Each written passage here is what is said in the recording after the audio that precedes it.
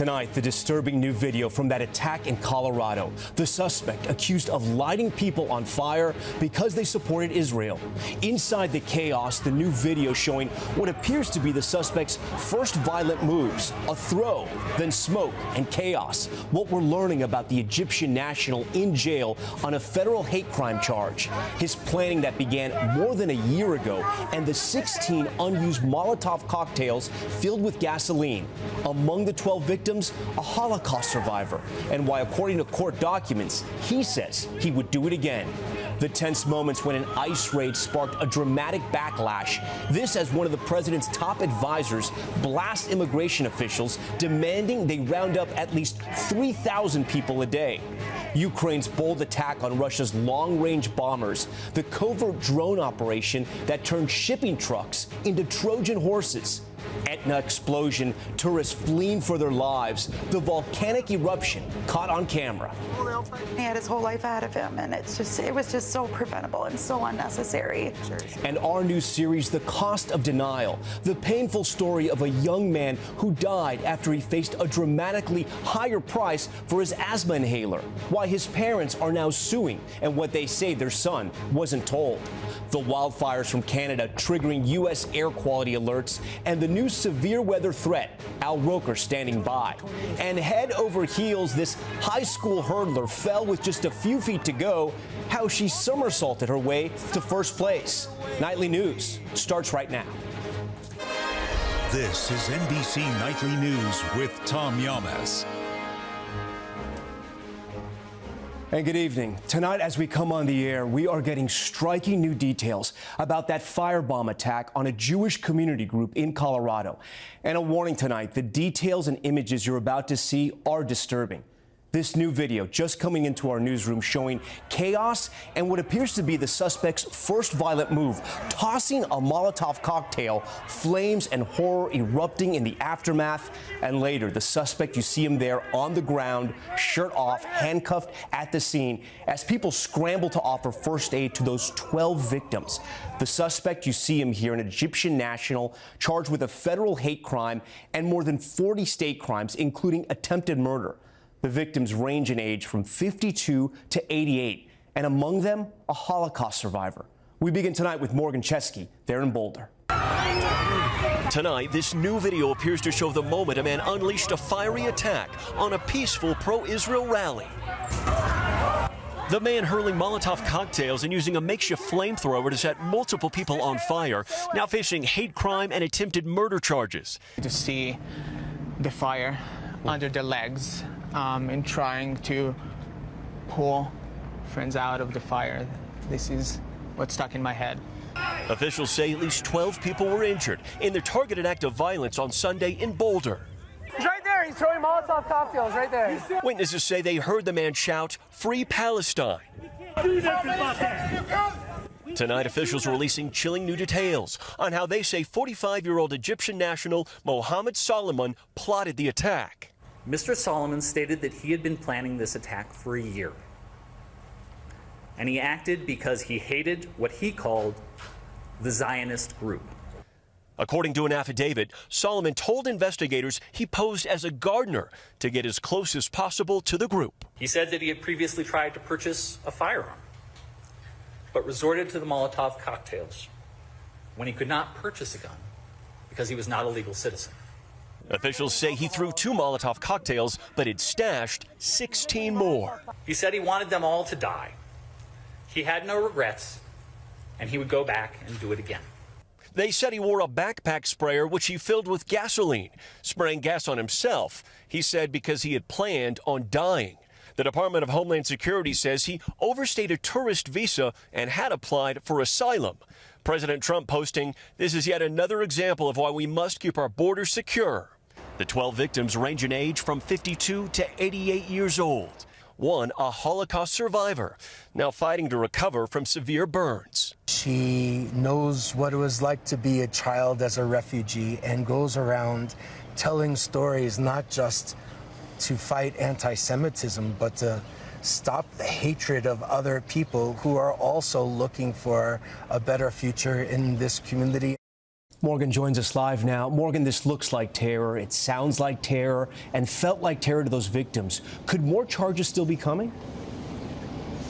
Yeah, Tom, they could, because authorities say in addition to these state and federal charges that have already been filed, they want to dig deeper into the evidence that they've recovered, specifically a journal and a phone that Solomon left at his home for his family, saying that when he left to pull off this attack here in Boulder, he didn't plan on surviving. Tom? Morgan Chesky leading us off tonight. We now turn to those new confrontations over the Trump administration's deportation efforts and the raid at a restaurant sparking backlash. We'll show you that video in a moment. Plus, our new reporting tonight, the top Trump aide who wants ICE agents to start arresting 3,000 undocumented immigrants a day. Liz Kreutz has the story. Shame! Shame! Shame! Shame! Tonight, viral video showing the chaos. You guys need to stand back.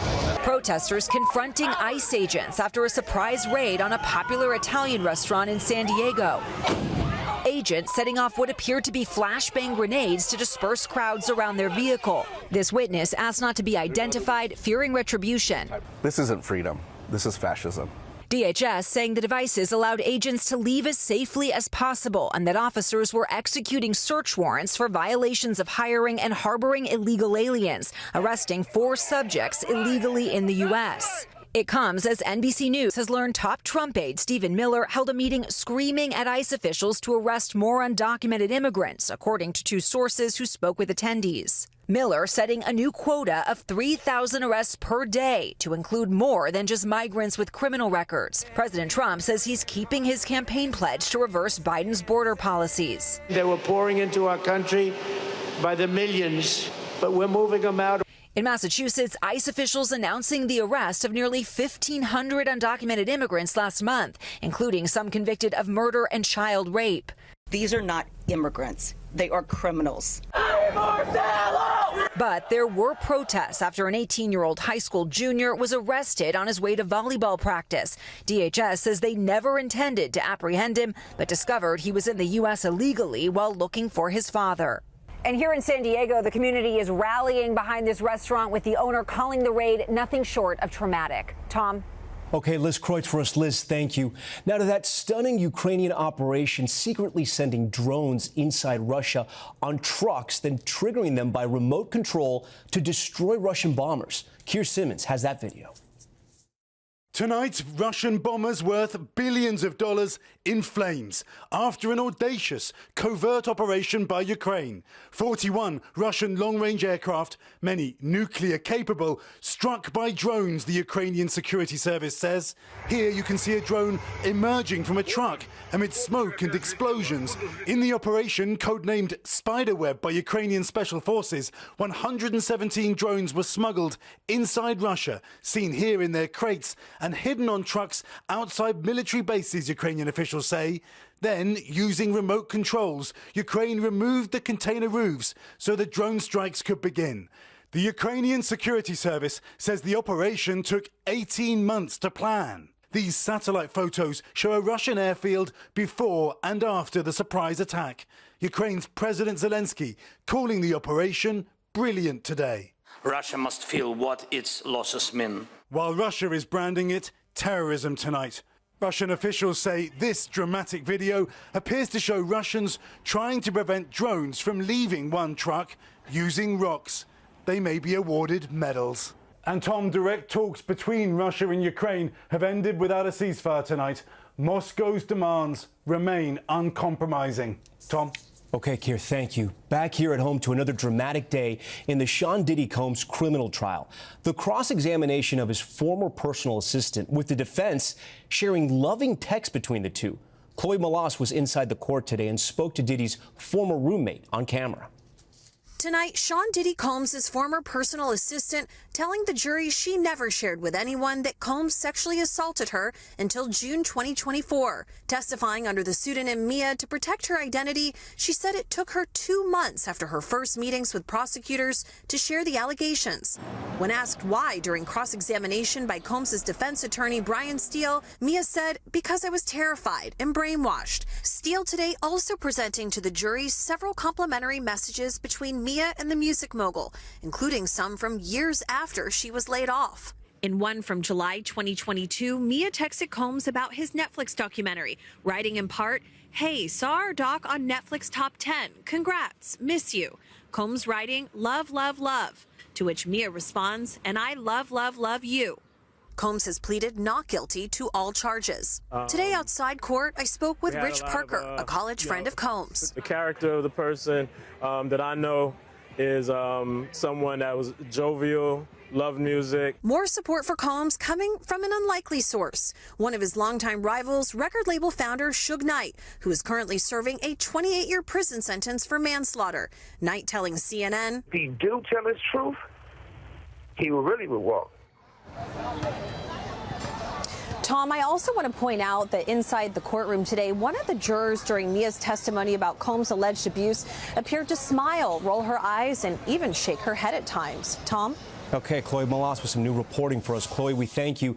Now to the intense wildfires. Take a look here, making air unhealthy in the U.S. and spreading south. Let's get right to Al Roker. And Al, you're tracking that and the threat of severe storms? Absolutely, Tom. And as we take a look, you can see at least 20 storms, fires making life miserable air quality-wise from Minneapolis, Dayton, Ohio, Greenville, South Carolina. Now, what we're also looking at, severe weather for tonight from Duluth, Minnesota, all the way down to Lubbock, Texas. Tornadoes, damaging wind, and hail. And we move on into tomorrow from northern Illinois all the way down into central Texas. Isolated tornadoes possible. Heavy rain, we're talking upwards of 5 inches. And hurricane season began yesterday, Tom. We've got a 10% chance of development off the southeast coast by the weekend. All right, Al Roker for us. We'll stay tracking all those storms. We thank you for that.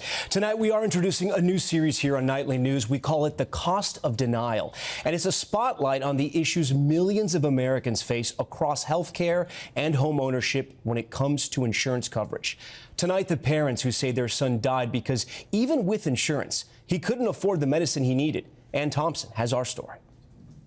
Cole Schmidtnick only lives in his parents' Bill and Shannon's memories. This was Thanksgiving. Dead at 22 because of his asthma, something they say never should have happened. Cole went for a routine refill on his Advair, and when he got to that pharmacy counter, he learned that it was going to cost him over $500, and that was a shock to him. Cole had insurance through his Wisconsin employer. What he didn't know, his parents say, is that Optum Rx, the pharmacy benefit manager for his plan, changed its list of covered drugs. The preventative Advair discus inhaler he had used for years cost Cole no more than $66.86. Suddenly, its price tag over $539. Unable to afford it, Cole's parents say he would pay with his life. Did he tell you that he couldn't get his Advair replenished? No. When we went to the ICU, we were baffled. We knew he had had an asthma attack, but we didn't understand. And his roommate said to us he didn't have his Advair. 5 days after his pharmacy visit last year, Cole had a severe asthma attack that led to his death. How old would Cole be today? 24. 24. This is his birthday. Today. Yes. As we speak. What do you think of on this day? For me, it's all the things that we should be doing, that he should be doing, right? He was just so young, and he had his whole life ahead of him, and it was just so preventable and so unnecessary. Pharmacy benefit managers, or PBMs, are the middlemen that negotiate prices and coverage between the insurance companies, drug makers, and pharmacies, meant to bring down costs for patients. Cole's Optum Rx PBM stopped covering Advair discus at the start of 2024, offering what it says were several less expensive but therapeutically equivalent asthma medications. In a lawsuit filed against Optum Rx and Walgreens, where Cole went for the refill, Cole's parents said their son did not get the required 30 days notice of the change. His doctor wasn't contacted, and that the pharmacy never provided Cole with any more affordable workarounds. Cole's parents say he left with only an inhaler for emergencies. It was empty at his house next to his bed. In a motion to dismiss the Schmidtnick's lawsuit, Optum Rx expressed its deepest sympathies for Cole's death, but says federal law prohibits the case from being brought in state court.